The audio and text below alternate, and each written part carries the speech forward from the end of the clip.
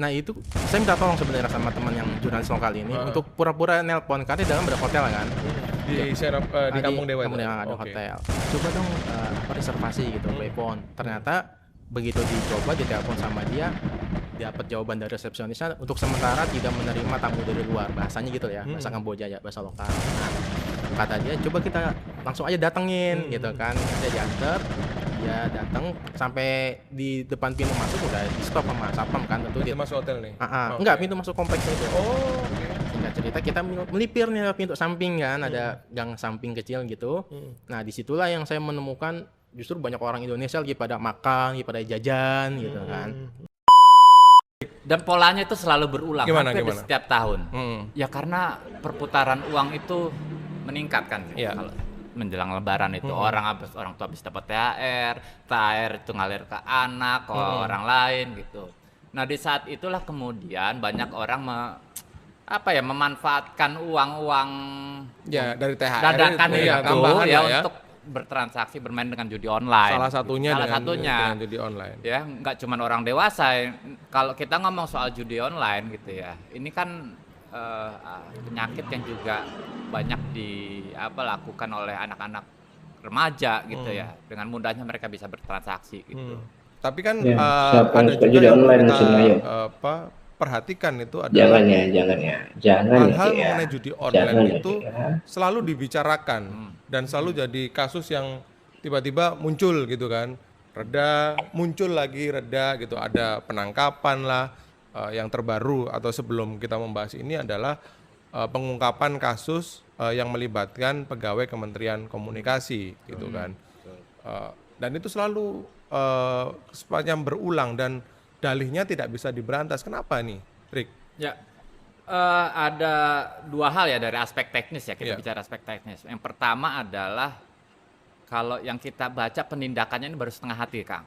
Kenapa kita bilang setengah hati? Karena pertama gini, di awal-awal ketika Budi Ari yang dulu Menteri Kominfo ya, itu pernah menyebut bahwa beliau sudah menertibkan sekitar ribuan, sekitar angkanya mungkin dia sebut 9.000 lah waktu itu. Nama-nama domain situs judi online. Kalau cuma nama domain yang ditertibkan, dihapus, itu nggak menyelesaikan masalah, Kang. Karena sekali kita menghapus, pemilik domain itu bisa beternak nama situs baru dalam hitungan nggak sampai sejam gitu ya. Mestinya yang dicoba ditertibkan itu adalah sistem di belakangnya itu, back-end-nya itu. Itu pertama. Yang kedua adalah isu yang ikut melatari kenapa fenomena judol ini tetap eksis adalah kemudahan yang dimiliki oleh banyak orang untuk membuka rekening. Ya, kita tahu banyak rekening yang juga bisa dibuat hanya dengan menggunakan nomor telepon. Sementara penggunaan nomor telepon sendiri itu verifikasinya nggak seketat dulu. Gitu. Orang bisa dengan mudah menggunakan SIM card dan menggunakan SIM card itu untuk membuka rekening. Itu kenapa transaksi yang terkait dengan judi online itu relatif tidak bisa terdeteksi dengan baik karena ini nggak jelas pemiliknya siapa. Dan belakangan ada semacam tanda kutip gitu ya, Rick, inovasi gitu. Kalau dulu barangkali orang harus setor atau membayar lewat transfer bank gitu kan, ya Rick. Tapi sekarang dengan pulsa aja cukup gitu kan. Bisa dengan pulsa gitu. Artinya dari segi nama, dari segi siapa pemilik uang itu atau yang tadi tanda kutip itu rekening, jadi agak sulit dilacak karena membayar taruhan atau apapun ya itu dalam judi online itu cukup dengan pulsa gitu loh. Nah, ngomong-ngomong tadi Ricky udah menyebutkan ada sistem yang di backing nih, Rick, dari di belakang gitu. Nah, ini kan kita kemudian mengirim Faiz untuk menelusuri apakah benar backing di belakang itu dikendalikan tidak hanya di Indonesia, tapi juga di luar negeri gitu kan. Lu harus cerita nih pengalaman lu pergi ke Kamboja untuk menelusuri jaringan atau hubungan praktek-praktek atau tempat-tempat judi di sana dengan apa yang beroperasi di Indonesia, terutama judi online ya gitu. Lu ke sana kapan dan berapa hari lu di sana? Oke, gue kesana pertengahan Februari lah ya. angkanya nggak usah disebut, ntar dilacak-lacak. Sekitar 9 hari, 9 atau 10 hari lupa. Nah, pertama itu ke Phnom Penh dulu, karena gue harus ketemu dengan jurnalis lokal di sana, jurnalis tempat yang dia bakal dampingi gue. Jadi fixer lah ya? Ya, jadi fixer. Dan di sana kita bertiga lah sama supir sebagai satu tim kecil. Dari Phnom Penh kita bergerak perjalanan darat 6 jam menuju ke kota Sihanoukville Ya? Atau disebutnya itu kota Kompong Som. KPS Ya. Sebutan KPS. Di situ adalah Sihanoukville itu kota yang besar ya, kota cukup luas, indah gitu karena tepi pantai. Dan kalau sama Jakarta, lebih gede mana? Sihanoukville sama Jakarta? kayaknya masih gedean Jakarta. Karena saya masih sempat muter-muter. Nah, di sana itu banyak gedung-gedung tinggi yang terbengkalai sebenarnya. Jadi ditinggalkan oleh investornya ketika pandemi. Jadi ada ribuan gedung pencakar langit yang terbengkalai pembangunannya. Setengah jadi lah ya. Setengah jadi. Tapi ada juga di sudut kota Sihanoukville itu ada gedung tinggi. Nah, itu namanya adalah Kampung Dewa. Nah, jadi di situ ada satu gedung tinggi dan ada beberapa gedung yang lain di dalam satu kompleks besar itu. Kampung Dewa di Orang nyebutnya Kamboja. Kampung Dewa atau Kampung Dewa. Dan di situ saya menemukan banyak sekali orang Indonesia. Tadinya saya pikir saya sendirian di situ kan. Ternyata banyak akam sini. Banyak orang Indonesia nih, kita punya teman gitu. Nah, cuma sayangnya kami tidak bisa masuk ke sana. Karena nggak tahu ya, mungkin ada perubahan sikap dari mereka karena sebelumnya sempat terpublish oleh media-media juga. Jadi ada perubahan kalau mau masuk ke sana itu harus punya ID khusus gitu, semacam kartu khusus gitu. Sebelumnya itu mudah diakses ya? Sebelumnya mudah diakses. Karena ada teman kita juga sempat ke sana kan. Oke. Lu ke sana itu apakah kayak mencari tahu bisa masuknya gimana gitu, ataukah lu perlu menyamarkan rahasia nggak kalau lu sebagai katakanlah wartawan yang meliput ya, Rick ya? Kan karena barangkali karena lu tadi bilang karena sudah beberapa waktu sebelumnya sudah terekspos, mereka jauh lebih resisten, ketat dan sebagainya gitu. Nah, itu saya minta tolong sebenarnya sama teman yang jurnalis lokal ini untuk pura-pura nelpon karena di dalam ada hotel kan. Di Kampung Dewa itu. Ada hotel. Coba dong reservasi gitu by phone. Ternyata begitu dicoba ditelepon sama dia, dapat jawaban dari resepsionisnya untuk sementara tidak menerima tamu dari luar, bahasanya gitu ya, bahasa Kamboja ya, bahasa lokal. Nah, kata dia coba kita langsung aja datengin gitu kan. Karena saya diantar, dia datang sampai di depan pintu masuk udah di stop sama satpam kan, tentu pintu masuk hotel nih. Enggak, pintu masuk kompleksnya itu. Singkat cerita kita melipir nih pintu samping kan, ada gang samping kecil gitu. Nah, disitulah yang saya menemukan justru banyak orang Indonesia lagi pada makan, lagi pada jajan gitu kan. Nah, dengan banyaknya orang itu kan berpapasan juga saya dengan mobil-mobil yang platnya tuh menarik sebenarnya. Jadi kan menariknya gimana? Menariknya tuh ada beberapa plat mobil yang berbahasa Indonesia. Jadi seperti kayak ada plat namanya itu Pemenang, terus Pasukan, Tim Kuda, YYS Liga dan lain-lain gitu kan, yang memang diizinkan sebenarnya oleh pemerintah Kamboja untuk mobil-mobil itu memiliki plat-plat unik seperti itu. Dan itu ya agak-agak mirip ya nama-namanya dengan situs-situs judi online yang beroperasi di Indonesia.